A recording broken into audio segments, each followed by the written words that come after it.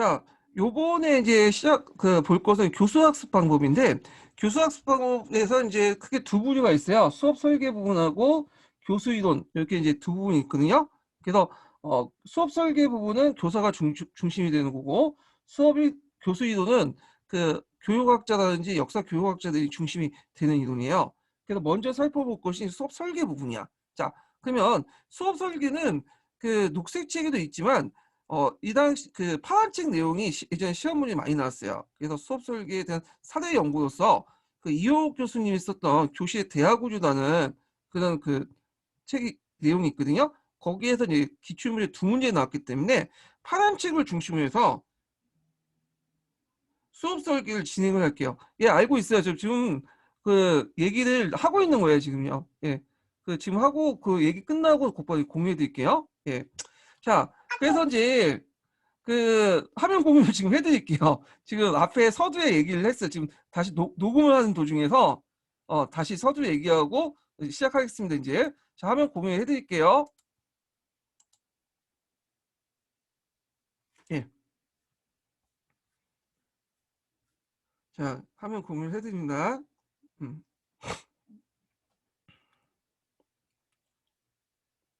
예, 보이시죠? 예. 자, 여기 이제 파란 책 몇 페이지 펴보시냐면 163페이지 펴보세요. 163페이지. 자, 수업 설계 넘어가기 전에 예, 그 제가 전반적으로 이제 교수학습 방법의 구성을 좀 볼게요. 그걸 좀 이해를 하시고 보는 게 더 이해 편할 것 같아서 앞에서 얘기했던 수업 설계가 있고 교수학습 방법에는 자, 그 다음에 또 교수 이론이 있고요. 또 하나는 학습 이론이 있어요. 학습 이론. 자, 수업 설계 주체는 교사가 되는 거죠. 근데 이거는 개념적 차원에서만 이제 약간 언급됐을 뿐 실제로는 기초에 나온 거는 이호욱 교수가 썼던 연구한 교실 대화 구조 요 사대 연구가 시험 문제 나왔어요. 예. 그래갖고 이제 교실의 대화 구조는 여러분들 알다시피 연상의 원리, 제한된 사고 유도형, 이해 추구형 방식 이렇게 있고 그다음에 교수 이론은 자, 이 주체가 누구냐면 이거는 교사가 아니에요. 이걸 연구한 사람이 누구냐면 교육학자라든지 자, 그다음에 역사 교육학자들. 자, 요게거든요. 그래서 교수 이론도 이제 크게 두 파트로 나눠요. 하나가 이제 교수 학습 활동 측면에서 나눠볼 수 있고 또 하나가 이제 뭐냐면 내용 구성 측면에서 나눠볼 수 있어요. 그래서 이제 요건 뒤에 좀 더 설명하겠지만 교수 학습 활동 측면에서 나눠보는 그 수업 방법 강의식, 이야기 수업, 탐구 수업, 글쓰기 수업, 토론 수업 등등이고 그다음 내용 구성에서 사실학습, 개념학습, 그다음에 주제학습, 인물학습 이런 것들이거든요. 그러면 학습 이론은 뭐냐? 학습 이론은 학생들 입장에서 나온 거야. 학생들 입장에서. 네. 그래갖고 뭐 행동주의 이론이라든지 그다음에 통찰 이론, 구조화 이론 뭐 등등 있는데 요거는 이제 여기서는 거의 다르지 않았고 주로 이제 수업 설계를 먼저 얘기하고 교수 이론 관련된 내용을 얘기하죠. 그래서 이제 교수 이론 부분은 매년 한 문제씩 나오기 때문에 되게 중요한 거고 수업 설계 부분은 교실 대화 구조를 중심해 갖고 요것만 좀 파악을 해 두시면 돼요. 그래서 파란 책하고 노란 책 내용이 있어요. 요거 녹색 책 내용에서 빠졌더라고요. 자, 그러면 이제 파란 책을 중심으로 이제 좀 볼게요. 다시. 자, 파란 책 163페이지 펴보세요. 수업 설계 부분이 나와요. 자, 요 수업 설계 앞부분은 수업 설계 정의가 나와요. 수업 설계 정의. 자, 수업 설계라는 것은 효율적인 교수 학습을 위해서 수업의 목표, 내용, 방법, 평가 등을 조직하는 것이다. 수업 체제를 구성하는 요소들은 학습자의 교사, 학습 목표 및 내용과 방법, 각종 교수 매체와 학습 보조 자료, 그리고 교육 장소와 그 학습 환경이다. 이렇게 해갖고 수업 설계에 대한 정의 부분이 나옵니다. 정의 부분이 예, 나온다는 것 좀 기억을 해두시고요. 자, 그 다음에 이제 넘어가서 쭉 넘어가서 몇 페이지를 보시냐면요. 그 수업 설계에 관련된 교실의 대화 구조 부분이 있어요. 이게 이제 몇 페이지? 166페이지예요. 자, 166페이지 내용을 좀 볼게요. 이게 어디 갔나? 이거 네, 여기 있네요. 자, 요게 기출에 2번 나왔기 때문에 꼭 보셔야 돼요. 예. 그래서 기출 3가지 유형이 있죠. 자, 뒤에 넘어가 보면 이제 3가지 유형인데 다르다부터 해가지고 이제 나올게요. 첫 번째는 자, 여기 교사가 학생들에게 단편의 사실을 이해시키려고 할 때는 흔히 연상의 원리를 사용한다. 담답형으로 할 때. 자, 요거는 나중에 이제 제가 노란책 할 때 좀 보여드릴게요. 예문이 있어요. 노란책에는. 자, 그래서 이제 그 사실, 사건, 연도, 사람, 장소 등 누가 언제, 어디서 교사가 학생들에 묻고 학생들이 그에 답하는 형식의 대화 구조를 가지고 있다. 일종의 역사 지식의 사실적 연계 구조로 이어지고 있다. 그래서 예를 들어 뭐 신의 혁명 언제 나왔어요? 누가 익혔죠? 뭐 이런 것들이죠. 사실적 연계 구조. 그래서 팩트를 파악하는 데 중요해. 팩트. 이게 예전에 기출에 한번 05년도인가 06년도에 한번 나왔고요. 자, 그 다음에 이제 2번째 유형은 뭐냐면 제한된 사고 유도형이에요. 네, 2번째 유형은. 그래서 역사적 사실의 이유나 의의를 묻는 교사의 발문은 학생들 사고를 유도하는 형식을 취하고 있다. 우리가 이제 그 이유가 뭐예요? 예, 의의가 뭐예요? 이런 식으로 물어보죠.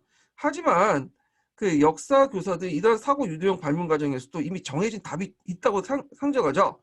그래서 학생들은 즉각적인 반응을 기대하는 경우도 많다.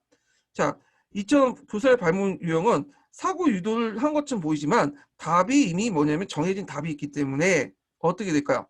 일정한 범위, 틀과 범위 내에서 제한된 한계가 있죠. 이게.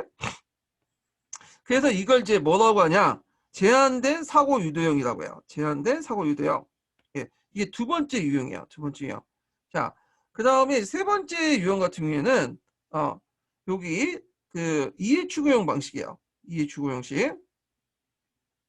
여기부터 이해 추구 형식인데, 자, 한 단위의 수업에서 다룬 역사 지식은 단편적인 사실부터 원인과 관계 이르기까지 다양한 종류로 구성되어 있다.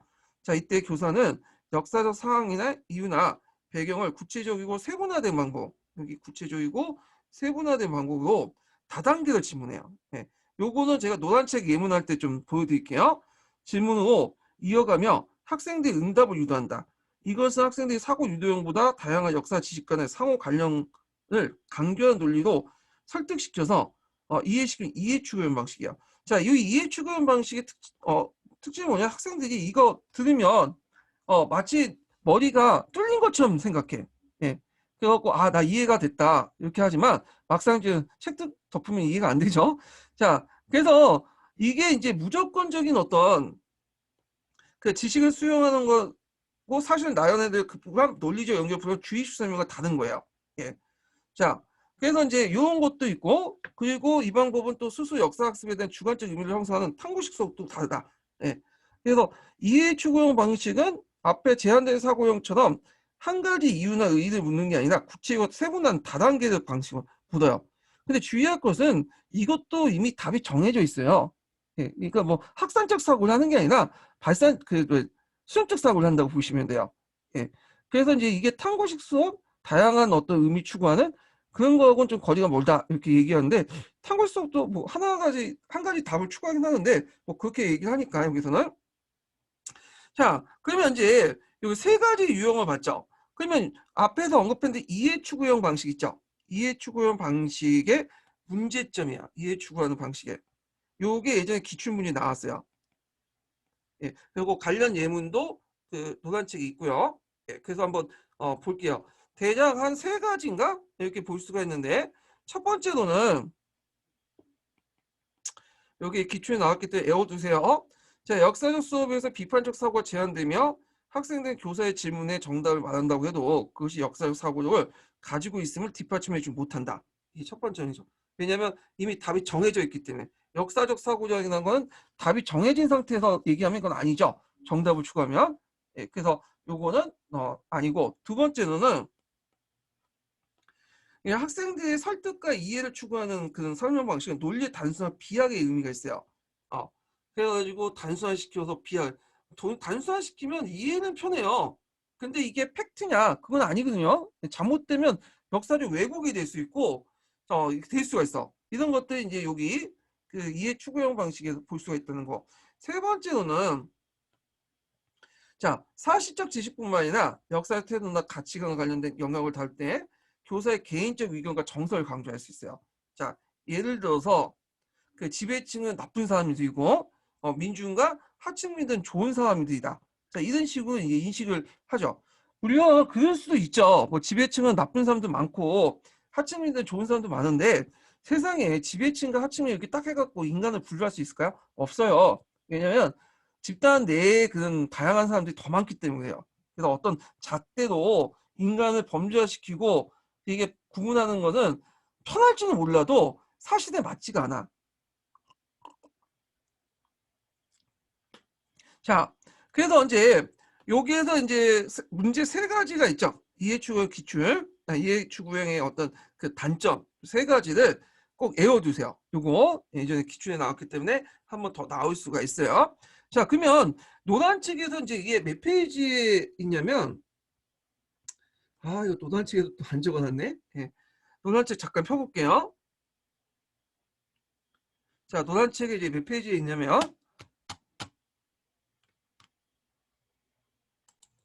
자, 그 노란책 109페이지 펴보세요. 자, 여기 109페이지 보면 그 교실 대화 구조가 이제 나와요. 그 앞에서 이제 언급했던 그 대화 구조 내용도 있죠.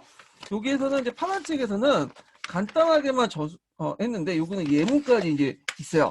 그래서 한번 보면 자, 사례 1번이 나오는데 사례 1번 첫 번째 예문은 이제 그 연상의 원리예요. 연상의 원리. 첫째 다음 세 편의 예는 교사와 학생들이 마치 말잇기 하듯이 꼬리를 물며 역사의 지명, 인명, 연도 사건을 엮어가는 구조를 얘기한다. 요와 관련되었고 예전에 한번 기출에 나왔던 거예요. 그래서 여기 보시면 이제 뭐 그 신해혁명 때 세운 나라 이름이 뭐죠? 중화민국이요. 중화민국의 지도자는 누구죠? 슝원이요. 뭐 슝원은 무엇을 제창했는? 삼민주요. 이렇게 왔다 갔다 하죠.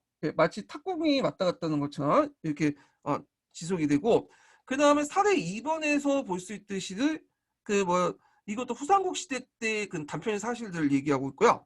사례 1-3번 같은 경우에는 이제 아프리카 이제 종단 정책이 뭐냐, 그 다음에 횡단 정책이 뭐냐 이런 것들이죠. 자, 그래서 이제 이런 그 사례들은 이제 이런 지식을 처리할 때 연상의 원리 지식 처리할 때 지식을 처리하는 형식은 일종 연상작용의 원리를 적용하고 교사가 학생이 주고받는 문단식으로 이루어진다. 예. 그래서 마치 탁구공을 주고받는 두 선수처럼 교사와 학생들 사이에 장단이 맞지 않으면 그 리듬이 깨어지게 돼요. 이렇게 말을 하다가 어버버 할 뻔이고 학생이 답변을 못 해버리면 안 되죠. 자, 그래서 탁구공으로 다뤄진 처리되는 역사 지식은 그 단편화되면서 낱개의 어떤 사실이 독립되어 있는 것이 아니라 교사와 학생이 잘 주고받을 수 있도록 일종의 사실적 연계 구조가 있다. 자, 여기에서 다뤄지는 역사 지식은 사실, 사건, 연도, 사람, 장소 등 내용으로 무엇이 언제, 어디서 묻는 교사의 질문과 학생 응답으로 연속된 방식으로 있다. 자, 요게 이제 사실적 영역 구조에 관련된 내용이죠. 무엇이 언제 어디서 교사의 질문과 학생 응답으로 되는 그런 방식이다. 이렇게 이제 보시면 되고요. 자, 그러면 여기부터 이제 특징이고 특징, 예, 특징이죠. 이 밑에부터는. 그러면 이런 방식의 특징들이 이제 뭐가 있는가? 여기 이제 있는데, 여기까지가 특징이고, 이런 방식들을 어떻게 활용하는가가 그 다음 분이죠. 2단부터. 자, 2단 영상 방식은 고도의 사고를 요구하지 않으며 새로운 역사 사실을 제시할 때보다는 주로 과거 학습을 복습하거나 확인하는 목적을 사용한다. 예, 이 목적 이런 영상 방식의 목적이 나와요. 어떻게 이제 활용할 때 목적. 또한 두 번째로는 교사의 일반적인 진술에 의해 사실 제시가 이루어진 것이 아니라 기억을 유도하는 그런 유도하는 교사의 주도의 적극적인 자극에 학생들이 반응하면서 지식 처리 과정에 부수적으로 참여한다고 주목한다. 자, 여기에서 이제 볼 때 지식 처리 과정에서 누가 학생이 참여한다는 걸 알 수 있죠. 그래서 만약에 학생이 요 연상의 원리 안에서 어떤 역할을 하냐 이렇게 쓰면 대개는 주도적이 못하고 지식에 적극 참여 처리 과정에 부수적으로 참여한다 이렇게 쓰시면 돼요. 자, 그러면 이제 두 번째 볼게요. 두 번째. 요거 보면 사례 2-1, 2-2 이렇게 붙이는 두 번째 사례들은 어떤 걸 얘기하냐면 두 번째 사례들은 제한된 사고 유도형을 말해요. 요거는요. 예. 제한된 사고 유도형을 말해요. 여기 좀 잘 보이죠? 약간 굵게 있는데. 예. 자, 제한된 사고 유도형 이렇게 있는데 그 제한된 사고 유도형의 사례들이 나와요. 여기 보면 뭐 고려의 통일 과정에서 보면 먼저 신라가 항복해 왔죠. 왜 신라가 항복해 왔죠? 후백제의 공격에 시달렸기 때문에. 그런데 그리고 또 다른 이유는 왕의 사치와 백성들의 민심이 고려 쪽으로 또 다른 이유는 그래서 계속 이제 물어보고 있는데 교사가 원하는 답이 아니었나 봐요. 그 학생 1과 학생 2의 답은. 그런데 이제 그 고려 학생 3이 고려가 신라를 무력으로 통일시키지 않고 하친 정책을 폈기 때문이에요. 이렇게 답변하니까 이제서야 교사가 원하는 답변을 맞아요 하면서 답변했죠. 자, 그러면 여기에서 알 수 있는 것은 교사가 이미 정해진 답이 있어. 그리고 지금 이유를 계속 물어보는 거죠. 이유를 똑같은 이유를 계속 반복적으로 물어보는 자기 답이 나올 때까지. 자, 이 사례 2도 마찬가지야. 자, 고려 후삼국의 역사적으로 어떤 의의를 가지고 있는지 생각해 보세요. 그러니까 학생들이 계속 의의에 대해서 막 얘기를 하죠. 예. 근데 교사가 그거에 대해 마음에 안 들었는지 계속 뭐 또 없어요? 예. 그러다가 마지막으로 이제 뭐 골품제도, 신분제도 얘기하니까 여기 맞다 하면서 얘기하죠. 그러니까 교사가 원하는 것은 여러 가지 답을 원하는 게 아니라 의의를 얘기할 때 자기가 원하는 골품제도, 뭐 신분제도 이런 걸 이제 이미 가정해 놓고 얘기를 하는 거죠. 자, 그러면 이 제한된 사례에서 알 수 있는 건 뭐냐? 여기 내용을 밑에 볼게요. 자, 이 두 편의 사례에서 교사는 역사적 사실이나 이유나 의의를 묻고 있죠. 지금 계속 이유가 뭐나요? 의의가 뭐나요? 이렇게 있죠. 그래서 이제 여기 보면 교사는 왜 그랬을까? 그리고 이제 그래서 무엇의 의미가 있을까에 대해서 학생들이 생각하고 반응하게 하고 그에 반응하여 학생들의 사고를 이끄는 역할을 하는데 이러한 지식 처리 방식을 사고 유도형이 한다. 예. 그런데 이때 사고 유도형이라는 것은 대개는 제한된 형태죠. 그래서 제한된 사고 유도형이죠. 자, 그런데 외형적으로 학생들은 고도의 사고 과정을 통해서 그 역사 지식을 축출해내는 그 작업을 주체적으로 참여한 거 보이지만 이 문답 과정의 함정은 바로 교사가 이미 정답이 있다는 거야. 예, 정답이. 그래서 교사가 비록 학생들의 독자적 사고를 요구하는 질문에 하긴 하지만 그 본질에 있어서 물음의 형식을 취하고 있는 사실 제시 수업과 다른다. 그래서 여기에 보면 이제 그 물음해가지고 여러 가지 어떤 것들을 물어보고 있지만 실질적으로는 정답이 있다. 그래서 이건 제한된 형태다. 이렇게 좀 기억을 해주시면 될 것 같고요. 자, 그 다음에 밑에 쭉 넘어가 세 번째를 보죠. 세 번째는 이거는 이제 이해 추구형 방식이죠. 이해 추구형 방식. 이건 이해 추구형 방식을 얘기해요. 자, 이해 추구형 방식인데 그 내용을 볼게요. 자, 교사는 부분적으로 드러난 연상작용 방식이나 제한된 사고 유도 방식 혼합된 하지만 다른 형식의 지시 처리를 보는데 자, 여기 보면 이게 되게 복잡해요. 어떤 때는 이제 사실관계를 물어볼 수 있고 또 어떨 때는 또 뭐냐면 이유나 의의를 보고 있고 이유와 의의도 뭐 한 번 물어보는 게 아니라 여러 측면을 봐요. 1번 그러니까 첫 번째 의의와 의의, 두 번째 이유와 의의 이런 식으로 물어봐. 좀 다단계로 물어봐요. 다단계로. 좀 복합적으로. 예. 자, 그래서 그 예문이 이제 그 사례 3-1번하고 그 3번 예문들이 쭉 있어요. 이렇게 볼게요. 자, 교사는 신의 혁명 이후 혁명 세력의 힘이 약해졌습니다. 이 시기 위안스카이가 보수적 세력들 같은 보수적 세력들 그 당시 무엇이라 할까? 보수파 또 군벌. 그래서 이제 담답형으로 물어보죠. 그리고 나서 그 제가 다 시간 관계상 이야기를 못하겠지만 자, 여기에서 감정이입도 하고 그 다음에 그 나름대로 이제 자기가 이유와 의의를 쓰면서 이해가 갑니다. 이런 식으로 물어보기도 하죠. 역지문을. 그래서 좀 앞에보단 담답형, 그 다음에 이유의 역으로 자기 설명하면서 학생들 동의를 구하고 그리고 또 여러 가지 측면을 또 물어봐. 예. 자, 이게 이해 추구형 방식의 특징들이야. 좀 복잡하죠. 예. 그리고 사례 3-2번도 이렇게 이제 물어보고 있고요. 자, 그래서 여기에서 이제 볼 수 있는 특징들이 뭐냐? 이해추구형 방식에 볼 수 있는 특징이, 자, 교사는 역사적 상황의 이유나 배경을 좀 더 구체적으로 세분화한 게 물어본 것.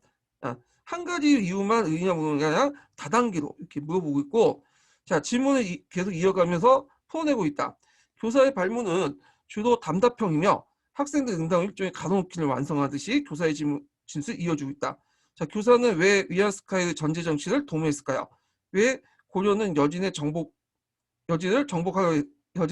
했을까요? 라는 발문을 했을 경우에 학생은 즉각적 응답을 나오지 않고 대화 구조가 느슨해지고 교실 장면이 상만해진 것을 사전에 차단한 것을 알 수 있다. 자, 그리고 복합적이고 중증적인 한 시대 혹은 한 사회의 모습을 단순 명료하게 제시하죠. 그래서 이것은 학생들에게 사고 유동보다 더 다양한 역사 지식 간의 상호 연결의 간결한 논리를 추구하는 이해 추구형 방식이다. 그래서 역사 지식 간의 어떤 상호 연관의 간결한 논리를 하는 이해 추구형 방식이다. 여기 좀 기억을 해주시면 될 것 같고요. 자, 그래서 이해 추구형 방식을 할 때 수업을 마치고 학생들은 어떤 반응을 보이냐? 자, 학생들은 머릿속에 환해지는 경험, 즉 모든 의문이 없어지는 경험을 하게 된다. 그래서 역사적 사실 외에 어떻게 일어났는지를 학생들 하여금 납득이 되게끔 설명하기 때문이다. 따라서 무조건 지식을 수용하고 사실 나열하는 데만 급하여 논리적 연결이 부족한 주의식 설명과 또 다르고요. 이런 측면에서 이제 주의식 설명의 차이점을 얘기하고 있죠. 아까처럼 또 탐구식 수업과 또 다르죠. 그래서 이런 수업은 새로운 의문이 계속 생기는 학습 경험할 수 있는 탐구식 수업과 구별된다. 즉 역사 이해에 있어서 모든 것이 가능한 인식과 해석의 방안을 동원해서 가설을 제시하고 자료를 수집하고 평가를 통해 가설을 검증하는 형식의 방식이 아니기 때문이죠. 그래서 탐구식 같은 경우에는 아까 가설 설정, 자료 수집, 평가 이렇게 하는데 이건 그냥 계속 교사가 질문해서 자기가 원하는 방식으로 애들을 설득시키고 이해하는 거잖아. 예. 그래서 주의식 설명과도 다르지만 그렇다고 탐구식 수업도 아니에요. 그래서 시험 문제 좀 어렵게 나오면 이 설명 방식이 주의식 설명도 아니고 탐구식 설명이 아닌 그런 것들을 써보시오. 그래서 이게 시험 문제 나올 수 있으니까 좀 기억을 해두시고요. 자, 그 다음에 뒤에 넘어가서 좀 보다가 이는 이해추구형 방식의 문제점이 나와요. 이해추구형 방식에. 이거는 이제 뭐 아까쯤에 했던 파란 책하고 이제 거의 비슷비슷한데 요게 예문을 통해서 좀 설명을 하고 있죠. 자, 그럼 이해추구형 방식의 문제점이 뭐냐? 여기 보죠. 비판적 사고가 제한되며 학생들이 교사의 질문을 정답을 맞았다고 해도 그건 사고를 증거를 하지 않는다. 자, 첫 번째 이해추구형 방식의 문제점이고, 자, 두 번째로는 사고보다는 이해를 추구하는 교사는 설명 방식 단순 논리와 비약을 위험을 내포하고 있다. 자, 예를 들어서 여기 보면 이 앞에 예문 좀 참조하세요. 내용은 자, 위안스카이가 황제가 되어 보로는 개인적 욕심으로 전제 정책을 부활시켰다. 되게 단순해. 물론 위안스카이가 황제가 되려면 개인적 욕심이 있겠죠. 권력욕이. 근데 꼭 권력욕만 있었던 게 아니죠. 어떤 인간의 행위를 결정하기 위해서는 여러 가지 이유가 있잖아요. 근데 한 가지만 딱 보고 이렇게 하면 너무 단순한 논리죠. 예, 그런 것도 있고 그 다음에 세 번째로는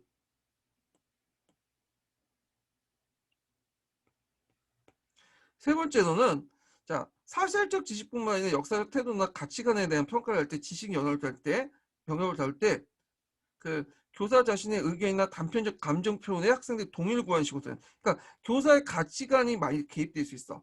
자, 여기 볼 수 있는 게 사례 3번, 3-3번을 볼 수 있어요.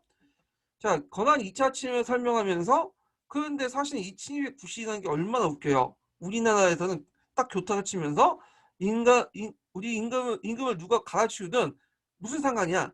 예. 이렇게 하니까 예. 자, 이런 것도 있고 그 다음에 이제 뭐 그 참 안타까운 일이죠. 자신의 안위를 위해 국가의 기본적인 북진 정책마저도 무시해버리는 이런 귀족이 좋아요? 아니요. 나쁘지 않지만 우리가 이 귀족들 다시 생각해봐야겠죠. 예. 그러면 여기는 우리 사국에 보면 귀족들은 좋고 평민 나쁘게 나오는데 다시 생각. 예.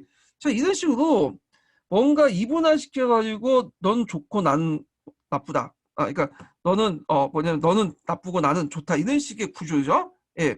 자, 그래가지고 요거 또 기억을 낸 세 번째 내용이죠. 자, 그 다음에 또 네 번째 문제점이 뭐냐면, 자, 요게 뭐 보면 이렇게 잘 설명하다가 교사들이 은연중에 이제 뭐냐면 현재 의의를 강조해. 요거 이제 설명서분이 강사분이 잘하더라고.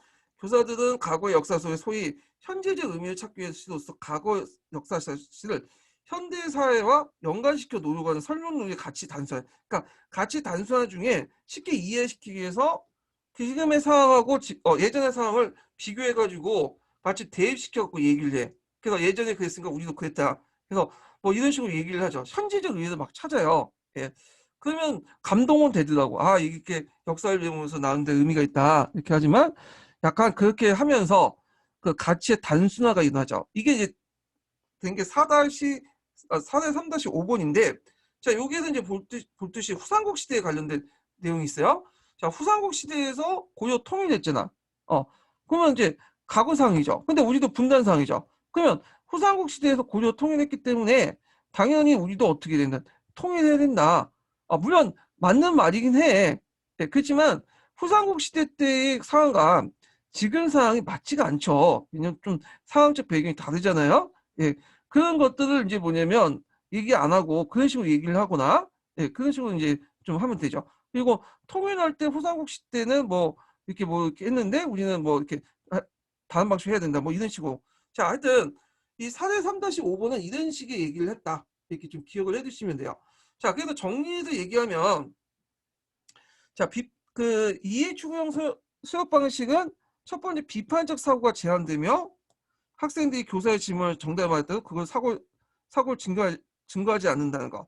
이거 사고보단 이해를 추구하는 과정에서 교사의 설명 방식, 논리의 단순화, 비약의 위험이 많고, 이거 역사 태도 가치관이 개입될 수가 있고요. 예. 그리고 아까 이제 단순화 과정에서 과거 역사 속의 소위 현재적 의의를 찾기 위한 시도로서 과거 사실을 현대사의 상황과 연결지으면 노력하면서 설명 논리와 가치 적용에 단순화를 볼 수 있다. 그래서 요거 네 가지 좀 외워두세요. 그 녹색 책에 파란 책에 있는 내용하고 이제 연결돼 있어요. 자, 그래서 이제 교실의 대화 구조가 이제 끝났고요. 이제 본격적으로 녹색 책 넘어가죠. 녹색 책 몇 페이지 펴보시냐면요. 쭉쭉 넘어가서 설명식 수업을 좀 볼게요. 설명식 수업. 설명식 수업 잠깐 보기 전에 파란 책에 있는 내용 잠깐 볼게요. 이 구분법을 여기 적어놔가지고 요거 파란 책에 보면 그 다음 장 잠깐 보세요. 이게 몇 페이지야? 168페이지죠. 자, 이거 왜 제가 보려고 하는 거냐면 그 수업 방법의 그 두 가지 분류 방법을 좀 아셔야 될 것 같아서 얘기를 했어요. 예, 요거 이걸 알아야지 이제 잠깐 혼란을 방지할 수 있어. 자, 수업 무용은 교수학습 활동이나 내용 구성에서 기준으로 분류하여 살펴보게 되자. 자, 교수학습 활동에 따른 강의식, 문답식, 탐구식, 토론식, 역할극, 시뮬레이션, 제작학습을 나누고 내용 구성에 따라서 사실학습, 개념학습, 주제학습, 시대학습, 인문학습, 비교학습을 나누죠. 예, 요게 되게 중요한데 왜 중요하냐?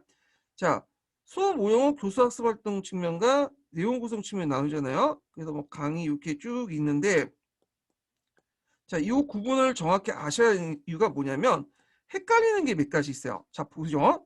자, 우리 이제 강의식하고 사실학습은 헷갈려. 그럼 이게 강의식이냐 사실학습 물어볼 때 단설다죠. 교수학습 활동 측면에서 강의식 수업 방식을 쓰면 되죠. 또 헷갈리는 게 뭐냐면 예전에도 한번 기출문제 나왔던 게 역할극이 있고 그 다음에 인문학습이 있어요. 그때 04년 문제였거든요. 04년 문제 물어봤던 게 역할극이에요. 근데 인문학사 역할하고 잘 보면 비슷비슷해. 잘못하면 인문학습 중 쓸 수가 있어. 근데 거기에 이제 기출 문제에 어떻게 단서를 달았냐면 교수학습 활동 측면에서 모형을 쓰시오 이렇게 썼어요. 그러면 뭘 써야 되겠어? 인문학습이 아니죠? 역학을 써야 되겠죠. 자, 근데 거꾸로 내용 구성 측면에서 뭘 쓰시오? 쓰면 인문학습을 써야 되겠죠. 예. 그래서 교수학습 활동이 어떤 측면이 있는지, 어떤 모형이 있고, 내용 구성이 어떤 모형도 있는지를 좀 파악을 해두시는 게 좋을 것 같아요. 예. 이걸 구분을 이제 하기 위해서 제가 얘기를 했던 거고요. 자, 다시 이제 녹색 책으로 돌아갈게요. 예, 설명식 수업이죠. 설명식 수업. 제가 책을 이제 넘겨야 되거든요. 잠깐만 기다리세요.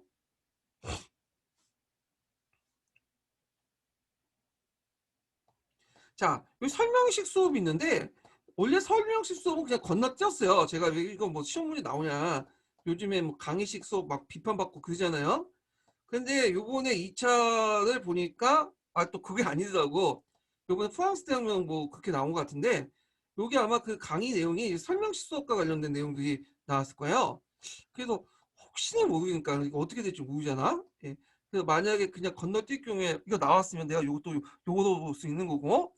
그래서 그냥 보험용으로 한번 읽고 넘어갈게요. 요거는 그 파란 책에 이제 또 파란 책에서는 이제 이걸 뭐라고 얘기하냐면 강의식 수업이라고 하는데 여긴 설명식 수업이라고 했어요. 똑같은 거예요. 그래서 파란 책은 읽기는 좀 그렇고 녹색 책 내용만 한번 또 읽고 보고 넘어갈게요. 자, 그 앞부분에 보면 설명식 수업의 정의가 나와요. 자, 설명식 수업은 학생들이 학습 목표를 달성하도록 교사가 학습 내용을 설명 전달하는 데 있다. 그래서 이 방식은 교사가 중심이죠. 교사가. 예. 그리고 지식과 개념에 대한 설명이 수업의 중심 내용이다. 이렇게 있어요. 그리고 이제 이 설명식 수업을 볼 때 이게 속하는 크게 보면 이제 속하는 부분이 어디냐면 우리가 알고 있는 문답식 수업 있죠. 자, 문답식 수업이라든지 그 다음에 이야기식 수업. 예. 요것도 넓게 보면 설명식 수업에 속해요. 물론 차이가 있긴 하지만 어, 예를 들어 문답식 수업 같은 경우에는 교사가 주도를 하는 거예요. 이거 학생 주도가 아니에요. 예, 그리고 이제 이야기 설명식 수업하다 문답식 수업을 하는 경우죠. 이런 것들이 이제 뭐냐면 이따 꼭 기억을 해두시고요. 자, 그 다음에 이제 예전에 설명식 수업의 문제점이 쭉 나와 있어요. 교과서 밑줄치기 방법이죠. 뭐 어디에서 어떻게 할 것이냐, 다음 페이지 하자. 뭐 이게 대표적인 지금 하고 있는 게 설명식 수업이잖아요, 지금요. 자, 그래서 이렇게 했는데 예전에는 많이 비판을 받았어요. 그래갖고 이제 뭐 암기식 교육이다 뭐 해갖고 했는데, 자, 그렇다고 해서 모든 게 다 설명식이 나쁘냐? 그건 아니죠. 자, 뒷장 넘어가면 설명식 수업의 장점이 있어요. 장점. 예. 두 번째 단락을 좀 보세요. 자, 설명식 수업은 교사 설명 중심이잖아요. 체계적으로 할 수 있죠. 그렇기 때문에 제대로 된 구조화된 설명식 수업은 그 당시 그 역사 용어, 제도, 개념 등 또는 총괄된 짧은 시간에 가르치는 게 효율적이다. 그러니까 짧은 시간에 많은 내용을 가르치는 게 효율적이라는 것 좀 기억을 해두시면 되고, 자, 그 다음에 이제 그 총괄하고 연결돼서 그래서 이제 설명을 통해서 총괄의 어떤 그런 특징이나 총괄 개념의 특징 이런 것들을 설명하면 두 번째로는 총괄 개념의 효과를 높일 수 있어. 두 번째 보면 자. 개념과 총괄학습의 효과를 높이는데 이런 교사 주도의 설명 시술이 효율적이다. 이렇게 있죠. 자, 그 다음 세 번째로는 이렇게 있고요. 자, 이렇게 해서 이제 설명식 수업의 장점이 나오죠. 그래서 여러분들 교수학습 방법 공부하실 때 그 장점, 유의점, 단점 이거 꼭꼭 정리를 해주세요. 예. 자, 그 다음에 이렇게 있고 쭉쭉 넘어가서요. 그 설명식 사용의 활용 방법이 있어. 예. 자, 이게 활용 방법인데 그 예를 하나 든 것 같아요. 여기서는 요 예가 뭐냐면 되게 이제 교과서나 이제 참고 자료에 보면 쓰는 용어 중에 과거의 특정 시기와 연결될 그 의미가 달라지는 게 있죠. 그 여기 보면 밑에 보면 그 교회, 불교, 공장, 사대주의, 신사, 양반 같이 일상생활에 흔히 사용하는 단어들이 과거의 특정 시기에 다르면 그 역사책에 등장한 그 의미가 달라지는 거 있잖아. 자, 그래서 고려시대 때 양반의 의미는 이제 뭐 그 동반 서반의 의미의 관료의 의미죠. 근데 조선시대 양반 같은 경우에 어떤 의미예요? 일가 친척들 지배층을 의미한 거죠. 자, 이때 혼란스러워. 그래서 이때 이제 교사가 나와서 아까 이제 교사 중심의 어떤 수업이다 하니까 일상에서 익숙한 이런 용어들 오히려 과거를 이해하는데 혼란을 줄 수 있는데 이런 용어들을 교사가 적극적으로 설명해 줄 필요가 있다. 예. 그래서 설명식 수업의 활용 부분을 나오고 그리고 나서 이제 또 장점 하나가 또 있어요. 여기 또 건너뛰어서 세 번째 장점 여기 있죠. 자, 설명식 수업의 가장 큰 장점은 짧은 시간 안에 학생들이 효과적으로 학습 내용을 전달하며 학습의 효율성을 높일 수 있는 것이다. 이게 세 번째 장점이고, 아마 그 앞부분의 두 번째 단락의 그 내용은 학습의 효율성을 높이기 위한 예문일 것 같아요. 그래서 이제 여기 앞에 두 가지와 뒤에 세 가지 장점 이렇게 좀 기억을 해 두시면 되고, 그러면 모든 설명식 수업이 효율적이냐? 그건 또 아니에요. 왜냐하면 일단 설명식 수업을 제대로 하려면 전제 조건이 있어요. 당연히 이게 교사죠. 전제 조건이 교사의 지대에 달려 있어. 교사가 풍부한 교과 내용 지식이나 교과 내용 지식과 교수 내용 지식을 갖추고 있어야 돼요. 그래서 폭넓은 역사 지식을 이해하기 쉽게, 때는 유추나 비교 등 기법을 이용해 전달할 수 있는 능력이 있어야지만 학생들의 관심과 흥미를 증진시킬 수 있죠. 그래서 교사가 이제 예를 들어갖고 뭐 내용을 잘 모르거나 내용을 잘 알아도 이게 애들 수준에 맞게 설명하는 방법을 잘 모르면 이건 제대로 된 설명식 수업이 될 수가 없죠. 강의식 수업이.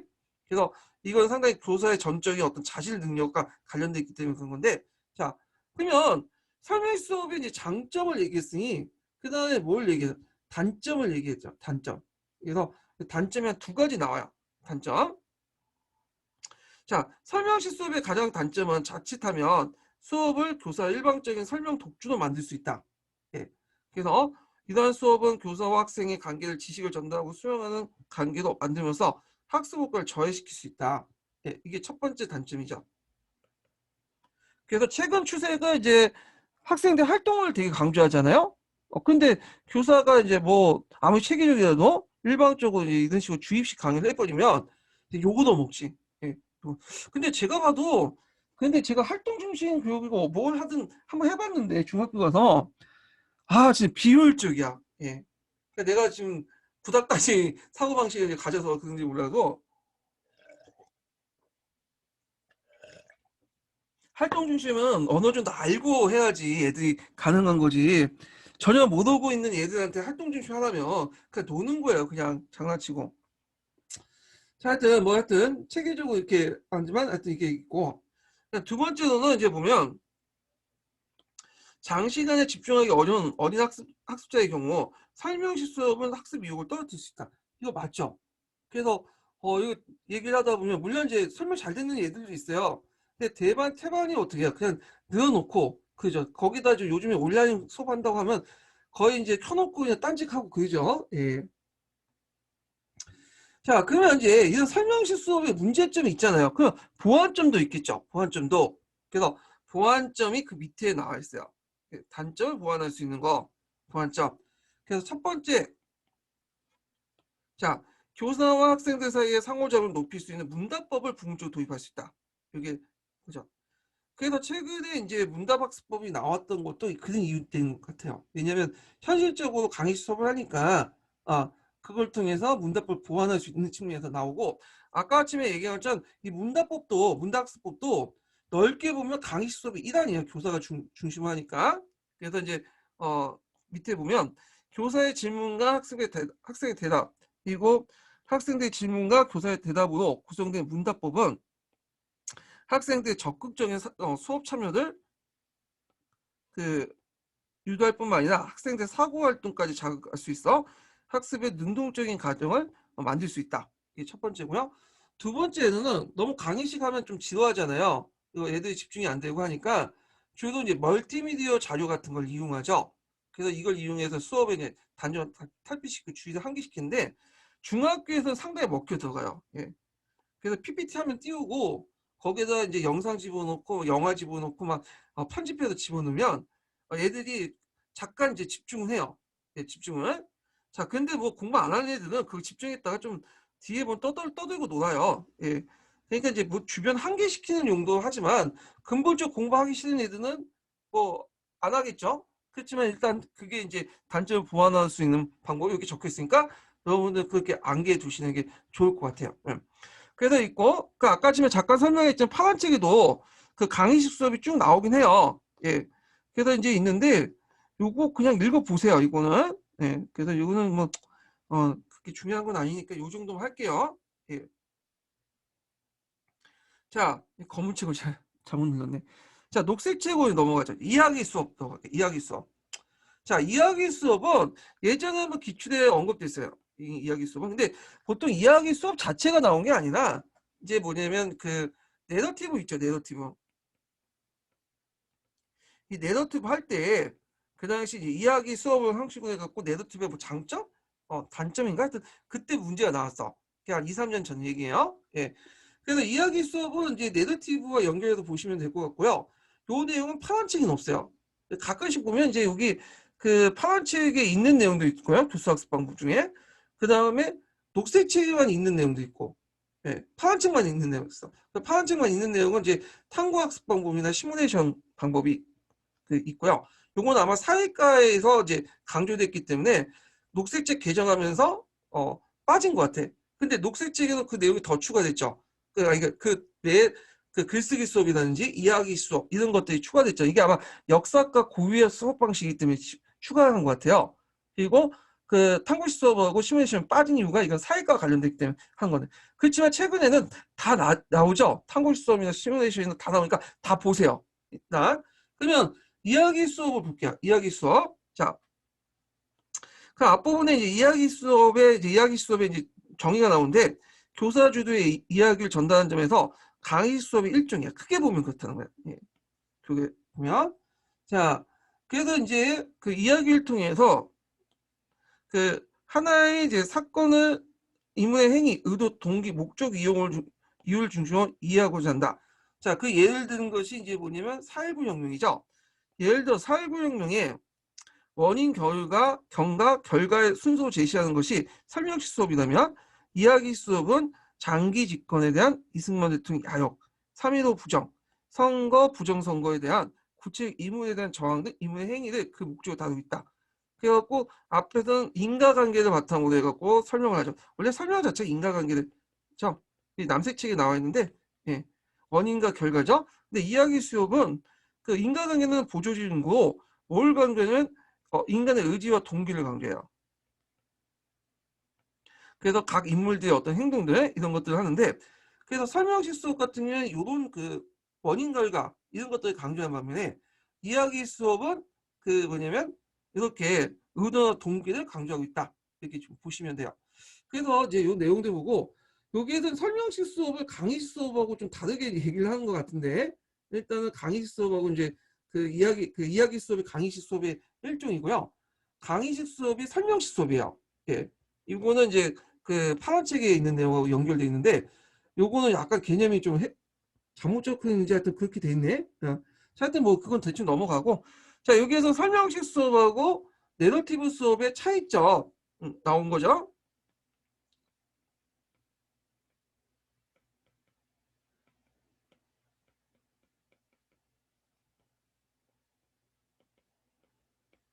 자, 그 다음에 이제 두 번째 단락부터 뭐냐 유용점이 나와요. 유용점. 그래서 요거는 기출문제에 나왔으니까 좀 기억을 해주세요. 그 이야기 수업의 유용점은 되게 많아요. 예, 그래서 뭐 두 번째 단락도 있고 그 다음에 이제 또 세 번째는 초등학교 학생을 할 때 유용점 내용도 있고 자, 그러면 이제 한번 볼게요. 자, 첫째는 역사 이야기는 그 자체에서 역사의 문화적 틀에 따라서 틀린 동시에 아등에 친숙한 방법이며 역사가 주로 사용하는 방법이다. 점에서 역사 이해 능력을 키울 수 있다. 첫 번째고요. 그 다음에 이제 두 번째로는 건너뛰고 이건 좀 이따 얘기할 거고 이야기의 서술 형식뿐만 아니라 역사적 사고에 적합한 인지도구 내지 사고 양식이다. 그러니까 이제 설명식 그 내러티브는 서술 형식뿐만 아니라 그다음 인지도구면서 사고 양식이야. 예. 요게 특징을 갖고 있는데 이게 갈색책에 있어요. 예. 자, 그래서 이제 있고 교사는 그 들려준 이야기를 학생들의 과거에 대한 이미지를 쉽게 구축할 수 있다. 그렇기 때문에 그래서 인간의 본질에 대한 이해와 하게 되고 직관적 관심이기 때문에 당시 사회상과 과거 사람들의 생활상 그리고 나름의 역사상을 만들어낸다. 예. 그리고 역사적 사건의 연대수를 이해하며 시간의 연속성을 파악할 수 있다. 그래서 이제 요거와 관련된 구체적 내용들이죠. 서술형식, 인지도구, 사고양식. 왜냐하면 인지도구, 사고양식 안에 이미지 해상이라든지 이런 것들이 같이 들어가 있죠. 네, 두 번째고요. 자, 세 번째로는 자 이야기를 맥락적 이해를 도움을 주는 거야. 맥락적.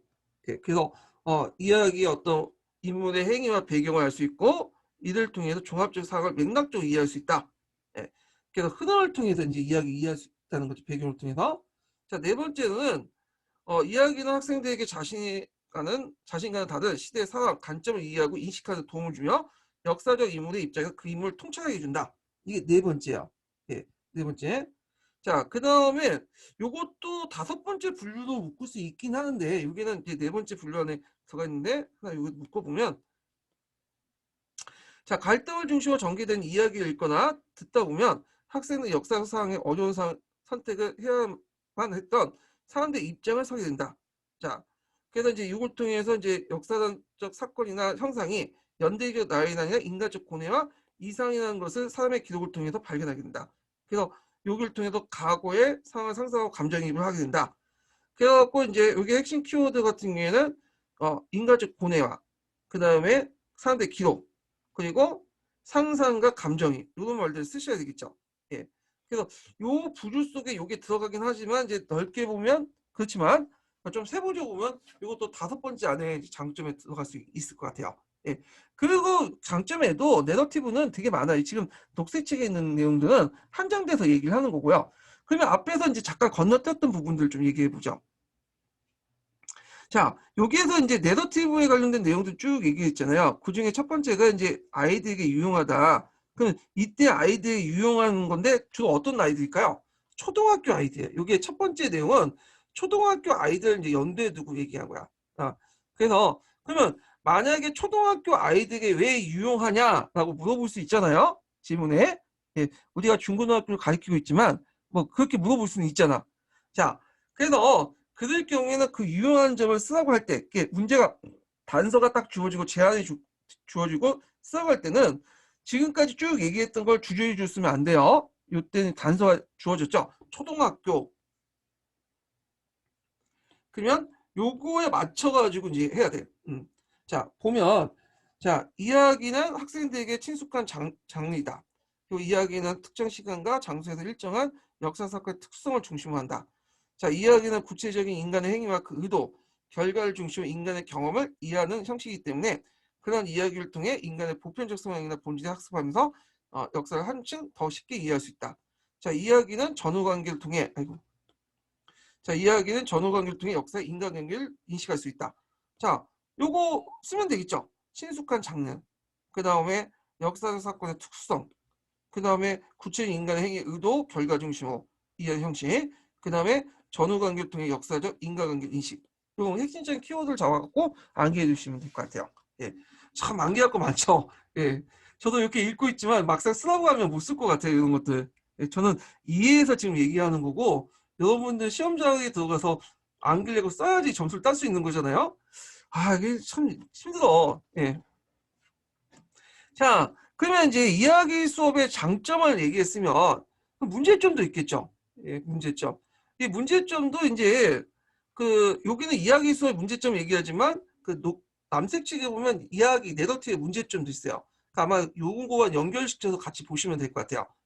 그러면 여기에서는 이제 문제점이 한 두 가지 정도 나온 것 같아. 두 가지. 첫 번째 보죠. 자, 문제점 첫 번째는 자, 이야기식 수업은 자료나 사건에 대한 분석적 비판적 관점이 투영되기 어렵고 따라서 교사의 논리나 해석이 학생의 무빙파적으로 매몰되기 쉽다. 특히 교사는 학생들보다 좀 권위적이고 좀 많이 안다고 생각하잖아요. 자, 요때 이제 등장한 것이 이제 남색책에 나오는 자의적 진실성의 부과죠.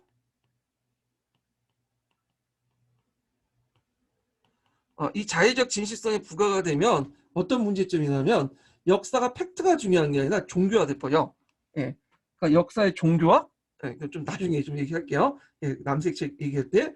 자, 그래서 이게 이제 그 자의적 진실성의 부과, 무비판적인 어떤 받아들이는 거 이런 것들이 형성이 되고 자, 그 다음에 두 번째는 뭐냐면 다른 한편부터 볼게요. 자, 학생들에게 강력하게 이미지화되면서 무빙파적이고 편향된 역사 해석을 나올 수 있는 단점도 있다. 자, 그래서 이제 요것도 요거와 연결돼서 이제 본데 여기에서는 이제 평양적이라는 말도 더 쓰겠죠. 여기 평양적인 말. 요것도 쓰시면 돼. 왜?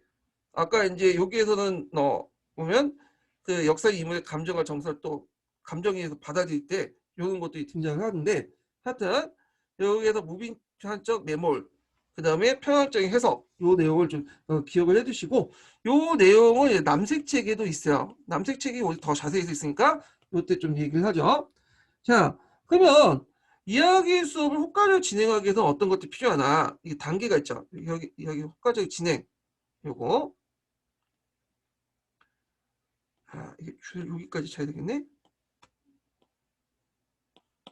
자, 그래서 이제 요거를 이제 하기 위해서 이제 어떤 방식이 있는데, 여기 있어요. 자, 긴장과 갈등은 학생들의 관심을 촉발하고 기재가 되며, 자, 왜냐면 평온하고 잘 먹고 잘 살았다는 식으로 이야기를 꾸며놓으면 애들이 안 듣잖아. 그러니까 이제 고유 호기 때 설명할 때 이제 긴장 갈등을 일으켜야겠지. 예를 들어서 뭐 새롭게 성장한 신인 사대부와 그 다음에 이에 대응하는 보수 이제 검은색 육대 긴장과 갈등이 나고 서로 치고니 받거니 하면서 클라이막스를 제공해줘야 돼. 클라이막스. 네. 그래서 클라이막스는 어떤 역할을 하냐? 긴장과 갈등은 학생들의 관심을 촉발시키는 역할을 하는 반면에 그 클라이막스는 메시지를 분명하게 부각시키는 역할을 해요. 그래서 결국에는 위화도 해군을 정점으로 해가지고 뭐냐면 다시 돌아온 이성계와 급진기합과 손을 잡았고 결국 검문세조 문안에서 조선연사에 건국했다. 그래서 이 클라이막스 이성계가 위화도 해군을 중점으로 해갖고 계기된 계속 뒤집은 사건들 이런 것들을 얘기를 해주면 메시지를 조선 건국의 의의 메시지를 분명히 전달을 해줄 수 있겠죠. 예. 그래서 요거는 이야기 수업을 효율적으로 진행하기 위한 어떤 방법을 이제 제시를 하고 있어요. 근데 이거 약간 비슷한 게 뭐냐면 그 갈색 책에 보면 이항 대비적인 효과 내용이 있거든요. 예, 요거와 좀 비슷해 내용이. 예, 그래서 이제 이렇게 보고 자 그러면 여기에서 제시한 건 효과는 진행이고 그러면 이야기 수업을 효과적 구조하기 위해서는 어떤 것들이 필요하냐 구조화. 예. 그래서 이제 이 구조화를 이제 하기 위해서는 첫째로는 그 사건이 관련된 모순된 자료 해석을 하나의 이야기를 어떻게 담을 것인지 고민해야 돼. 자, 역사적 사건 보면 되게 모순되고 설명하기 좀 어려운 부분도 있죠. 그런데 이걸 하나의 이야기 속에 아주 담아가지고 기승전결 해갖고 해야지 애들 쉽게 먹혀 들어가. 예. 이건 어떤 이야기는 이건 이런 관점 아니고 저런 관점은 막 이렇게 복잡하면 이제 이미 이제 마음이 떠난 거예요, 애들이. 예. 두 번째로는 자 이야기 속에 전달 메시지가 어떻게 담을 것인지 고민해. 앞에 이제 메시지를 부각시키는 방법이 클라이막스잖아요. 그래서 클라이막스 아까 전 위화도 해군을 할 때 위화도 해군의 메시지는 뭐야? 새로운 그 조선사의 건국 근세사의 시작이잖아. 그거를 어떤 식으로 이제 그 안에 무슨 메시지 근세사의 어떤 메시지가 어떤 것인지 담을지 고민이 있어야 돼. 그러면서 이제 위화도 해군을 할 때 새로운 그 근세사가 등장을 했고 그리고 그 속에서 어떤 것들이 이제 전개됐다. 이런 것들 사전에 이제 생각을 해봐야겠죠, 교사가. 세 번째로는 그 사건에 관한 이야기 속에 부각된 정서적, 정의적 측면을 비판적으로 이해할 수 있는 장치가 있다. 왜냐하면 아까 아침에 그 내러티브의 문제점이 뭐라고 했어요? 인물에 그냥 완전히 몽땅 빠지는 거잖아. 예. 그리고 그런 것들을 이제 하면 여러 가지 무비판적인 경향이 나고 그렇게 편향된 해석들이 나올 수 있죠. 자, 그래서 이렇게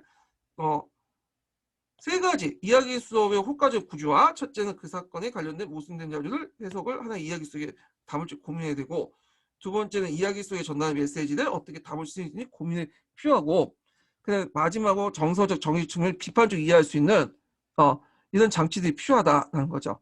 예, 그런 것들 좀 같이 기억을 해두시고요. 자, 그 다음에 이제 탐구식 수업으로 넘어갈게요. 문단식 넘어가기 전에 탐구식 수업으로 넘어갈게요. 이게 되게 중요하기 때문에 일단 진행상 이게 파란 책으로 잠깐 넘어갈게요. 자, 여기 보면 제가 이제 여기 파란 책 보면 문단식 수업이 있는데 문단식 수업은 이거 보지 마세요. 이거는 시각 버려.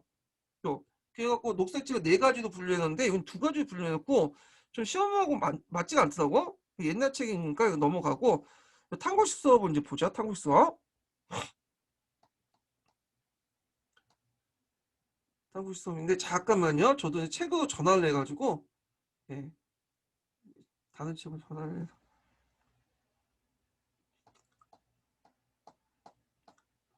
자, 탐구 수업이 몇 페이지에 있냐면요. 그 녹색 책에 173페이지에 있어요. 173.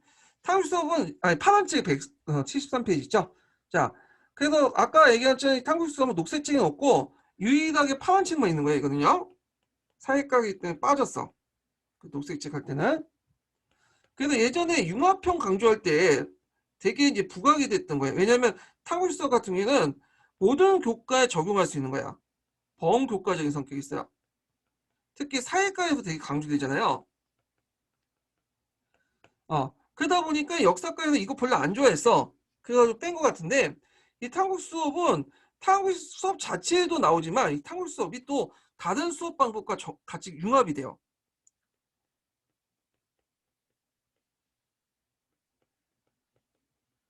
그래서 이제 대표적인 게 사료학습과 융합할 수 있고요. 탐구 수업은.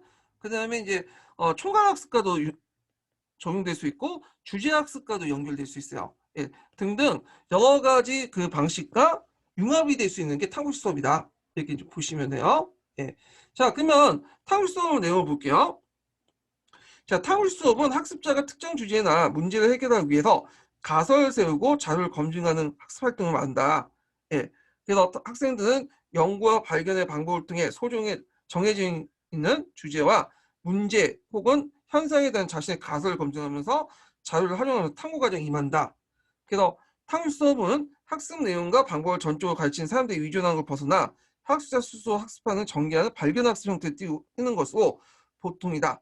그리고 탐구 수업에서는 교사의 개입이 최소한 줄어들고 학습자가 스스로 사실을 의미하고 해석하는 내면화 과정을 진행한다. 해가지고 여기에서는 탐구식 수업에 뭐와 관련된 내용이 나오죠? 특징이 나오죠. 특징.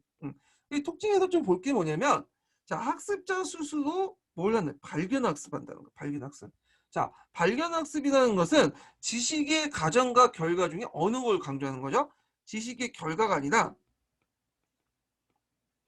지식의 가정을 강조해. 가정을. 예. 그래서 이제 발견 학습 좀 기억을 해두시면 되고요. 자, 그러면 탐구학습에서 또 중요한 게 뭐냐면 탐구학습의 절차. 이건 진짜 암기해 두셔야 돼요.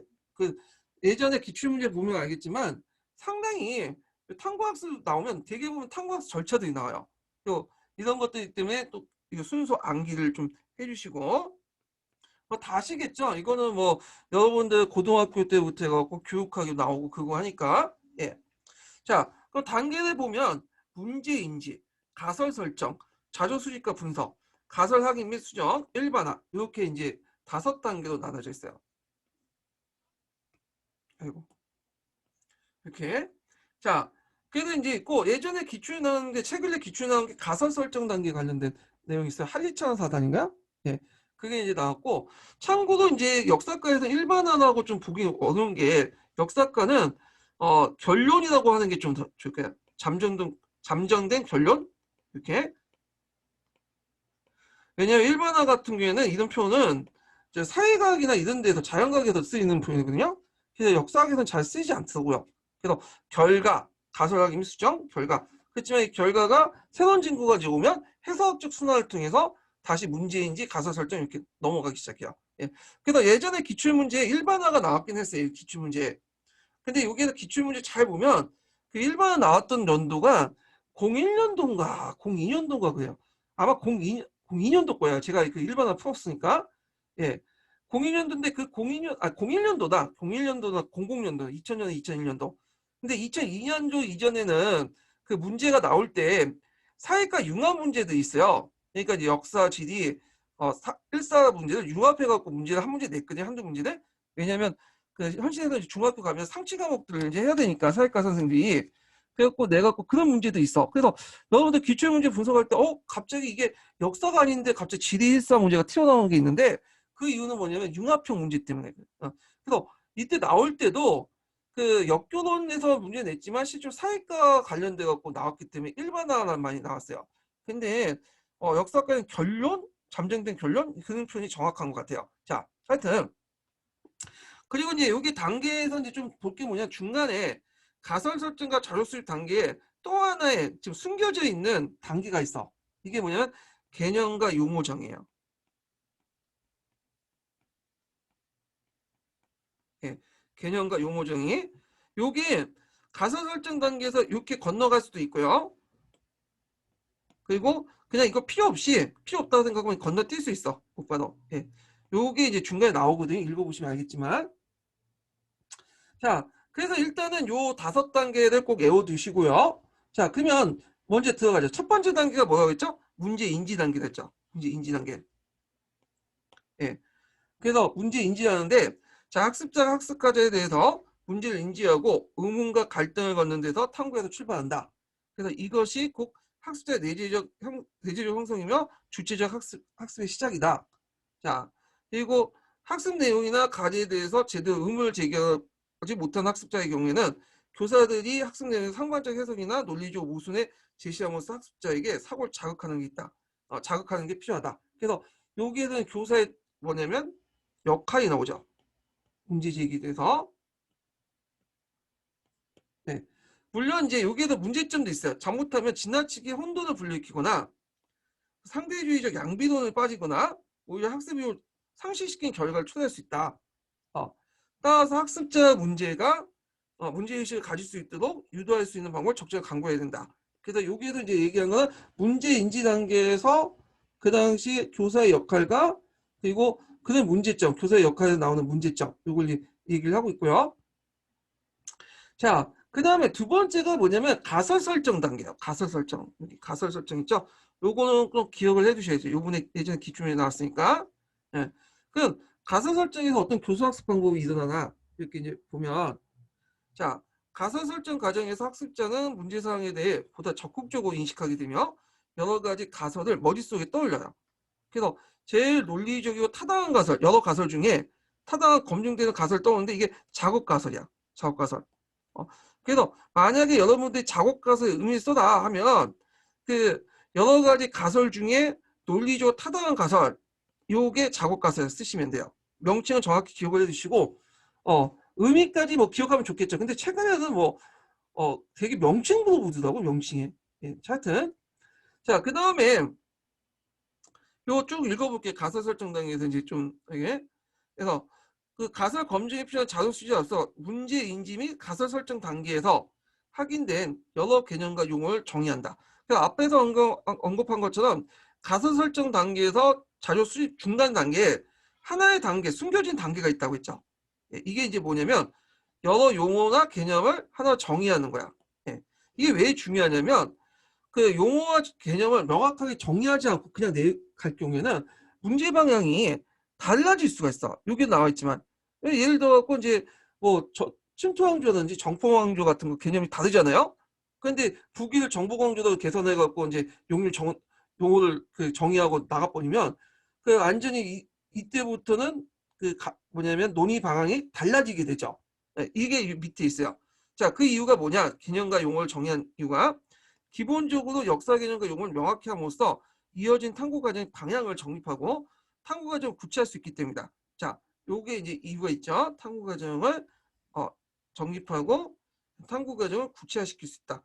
아까 얘기한 것처럼 정보 강조하고 침투 강조의 용어와 그 다음에 이런 것들 명확히 해야지 뭐냐면 정확하게 문제 방향 이제 탐구 과정 방향 정립할 수 있죠. 자, 근데 이제 개념과 용어는 정의는 필수적인 게 아니에요. 이게 마음에 안 들면 그냥 넘어갈 수 있어. 필요 없으면. 예. 그래서 곧바로 이제 자료 수집 단계 넘어갈 수 있어요. 자료 수집 단계. 자, 그래서 자료 수집한 다음에 뭘 하죠? 이게 네 번째면 잠깐만 자료 수집 단계가 세 번째면 이게 이제 분석 단계. 이게 뭐냐면 네 번째예요. 자, 그래서 이걸 통해서 분석을 통해서 자료 바탕 증거를 통해 설정된 가설을 검증한다.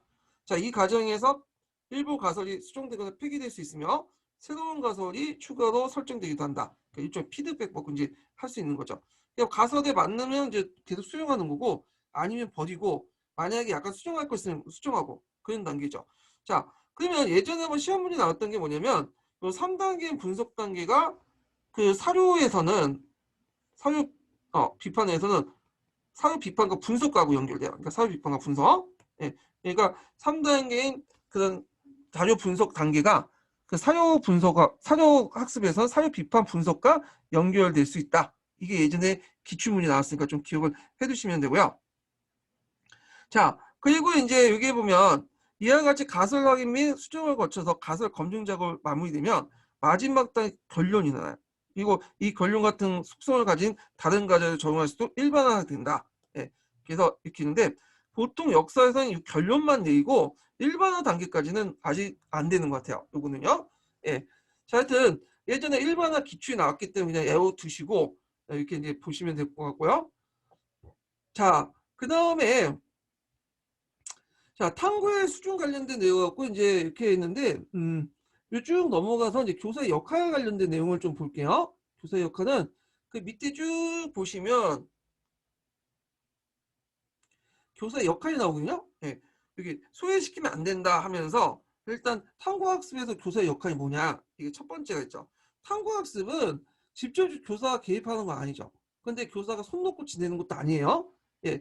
나름대로 여러 가지 그 활동을 해야 돼. 첫 번째로는 교사의 역할 첫 번째는 교사는 학생들 사전 지식 정도를 확인하며 수준에 맞는 과제를 개발하고 제시해야 된다. 이게 첫 번째고요. 자, 두 번째로는 자, 그 학생들이 자신의 흥미와 관심에 따라 탐구 과정을 선택할 수 있도록 다양한 주제를 포함한 것이 바람직하다. 두 번째고, 세 번째로는 탐구 수업에서 교사는 학생들 활동에 지나치게 개입해서는 안 되고, 예, 적당히 거리를 둬야죠. 또 그렇다고 그대로 방해해서는 안 돼요. 그래서 어려운 중재자 입장이다. 그래서 이제 중재적 역할을 같이 해줘야 된다. 적당한 선에서. 그리고 그다음 네 번째로는 자, 학습자가 자유롭게 자신의 생각을 전개할 수 있도록 적절한 안내를 하고 자극하는 인문을 가져야 된다. 이게 있고, 자, 다섯 번째는 되게 많네. 네, 교사의 역할이 너무 많아. 네. 자, 다섯 번째 보면 교사는 탐구의 전 과정에서 효율적으로 진행될 수 있도록 지원하는 동시에 학습자의 자유롭고 주체적이고 창조적인 사고를 유도하도록 신장시키는 노력한다. 그러니까 뭐 역사적 사고력을 유도해야 된다. 역사적 의식을 유도해야 된다. 웬만하면 다 걸려든다. 여기에서 또 볼 수 있죠. 자, 그 다음에 이제 쭉 넘어가서 여기에서 이제 또 나와요. 여섯 번째가 탐구 수업이 좀 교사가 쉽다는 건 아닌 것을 보여줄 수 있는 게 여섯 번째가 자, 교사는 미리 학생들의 역사적 관심과 태도, 사고의 흐름을 예상하고 그려보고 계획적 질문을 준비해야 된다. 교사의 역할이고요. 자, 그 다음 일곱 번째가 학습자의 사고 과정이 개별적이고 소호 집단별 어떻게 전개될 주의 관찰하고 적절한 도움을 준다. 자, 일곱 번째죠. 자, 그 다음에 여덟 번째가 보면 학생의 질문 및 반응을 통해 학습자의 사고 활동을 기록하여 추후 학생 지도에 활용한 노력이 필요하다. 예. 자, 이렇게 해가지고 이제 8가지를 제시하고 있어요. 근데 되게 많은 역할을 하네요. 교사가. 자, 그래서 만약에 이제 탐구 활동에서 교사의 역할을 쓰라. 이러면 이거 두세 가지 안개에서 써야 될 것 같아요. 제 생각에는. 예. 그래서 이제 이렇게 해서 탐구학습 이제 한번 살펴봤고요. 노단책에도 탐구학습 관련된 내용이 있어요. 제가 지금 시간 관계에서 강동을 못하지만 그 탐구학습 관련된 부분도 있으니까 한번 읽어보세요. 노단책에 있는 내용도. 예. 자, 그러면 이제 시간이 됐기 때문에 끝나야 되는데 일단 제가 이제 인증번호 제가 그 세 번째 타임 때 인증번호 얘기 안 한 것 같아. 잠깐. 그래서 마지막 인증번호 알려드릴게요. 네, 세 번째 인증번호는 60번이에요. 60번. 네, 60번. 네, 적으셨죠? 그래서 다음 시간 내일이죠. 내일은 이제 문답지 수업 관련된 내용을 할 때요. 이 문답지 수업하고 이제 검은책 내용도 같이 살펴볼게요. 자, 오늘 이제 수고하셨고요. 예, 다음 시간에 뵙겠습니다. 예, 오늘 수고하셨습니다.